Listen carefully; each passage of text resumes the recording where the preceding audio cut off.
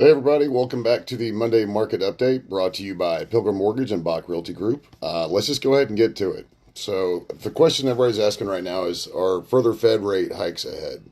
So Fed Chair Jerome Powell spoke last Friday at the annual Jackson Hole Symposium, and that's a gathering of economists, central bankers, policymakers from all around the world.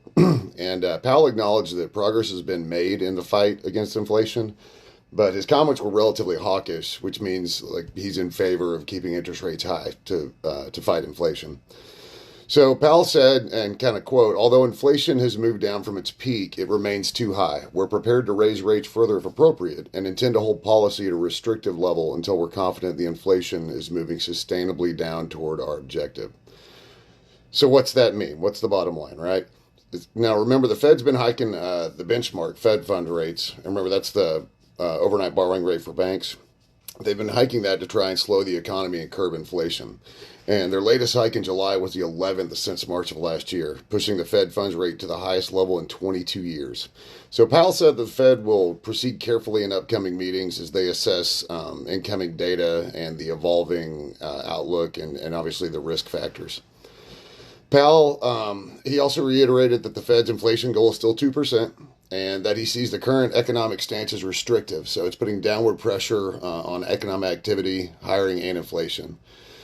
And the Fed appears hyper-focused on the extremely tight labor market. They likely want to see a weaker labor sector and weak job reports before their outlook changes.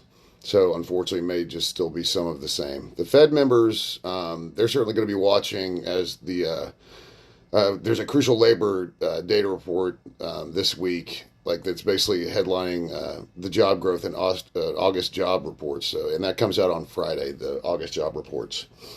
So let's talk a little bit about the real estate sector. Existing home sales fell 2.2% from June to July to a 4.07 million unit annualized pace, and that's per the National Association of Realtors. That's NAR.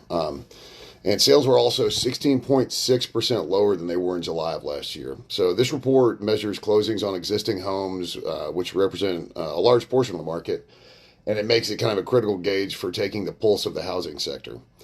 And what that means to us is while inventory levels increased 3.7% from last month, from 1.07 in June to 1.11 million units available at the end of July, the housing supply is still well below normal. And we have just about 3 1/3 months worth of inventory available at the current sales pace. And on top of that, inventory is even tighter than that figure implies. Many homes counted in existing inventory are under contract and not actually available for purchase. So in fact, there were only 647,000 active listings last month. And NAR's chief economist confirmed that the lack of inventory is a key factor constraining sales activity this summer. Demand still remains for homes, though, as evidenced by how quickly correctly priced homes have been selling and getting off the market. New home sales, so that's the signed contracts on new homes, rose 4.4% from June to July to 714,000 or so annualized pace, 714,000 units. Now, this reading was better than expected and the highest amount since February of last year. But what that means to us, realistically, is the lack of existing homes for sale is increasing the demand for new homes. The available supply of new construction remains below healthy levels, though. Of the 437,000 new homes available for sale at the end of July, only 75,000 were completed. 254,000 of those were under construction, and 108,000 hadn't even begun construction yet. So the tight supply of both existing and new homes is going to continue to be supportive of home prices, making home ownership, obviously still a good investment and opportunity for building wealth through real estate. On that note, the median sales price for new homes was just over 436,000, which was down from 478 from last year. So despite what maybe the media might be suggesting, this figure is not the same as appreciation, but it represents the mid-price, and it can be skewed by the mix of sales among lower-priced and higher-priced homes. Multiple appreciation reports, including those from Case-Shiller, CoreLogic, Zillow, FHA, they've reported strong price growth in their respective indices. We talk a little bit about the job reports. So the initial jobless claims, they fell by 10,000 in the latest week as 230,000 people filed for unemployment benefits for the first time. So the initial claims have remained relatively tame after topping 260,000 for the first 3 weeks of June, which suggests that employers are trying to, they're trying to retain their workers, and firings have been muted. Would be a good way to put it, maybe. Meanwhile, the continuing claims they declined by 9,000, with 1.7 million still receiving benefits after filing their initial claim. And this figure has been hovering around this range for most of the summer, after hitting a high of 1.86 million in early April. So the lower trend reflects a mix of people finding new jobs and benefits expiring. As I noted earlier, employment data is going to play a big role in the Fed's next rate hike decision, which is going to be announced at their meeting on September 20th. So that's kind of all I had for y'all this week.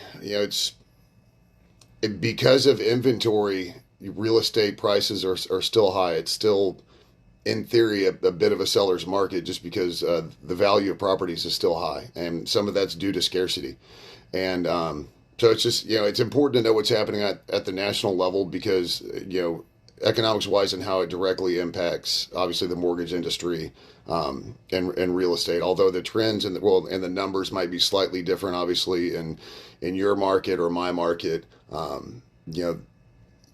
the reasons behind it remain the same. So hope y'all enjoyed this. Hope y'all have a wonderful day. Again, if you're in the Bryan-College Station area and you're looking to get into the real estate industry, Pilgrim Mortgage with Mitchell Cleckley, they're great to speak to and kind of figure out what your buying power is. And then obviously, I'm nothing if not a company man. So you can contact us at Bach Realty Group here in Bryan-College Station, and we can take care of all your real estate needs and all your advising and all that good stuff. So y'all have a great one, and we will see y'all next week.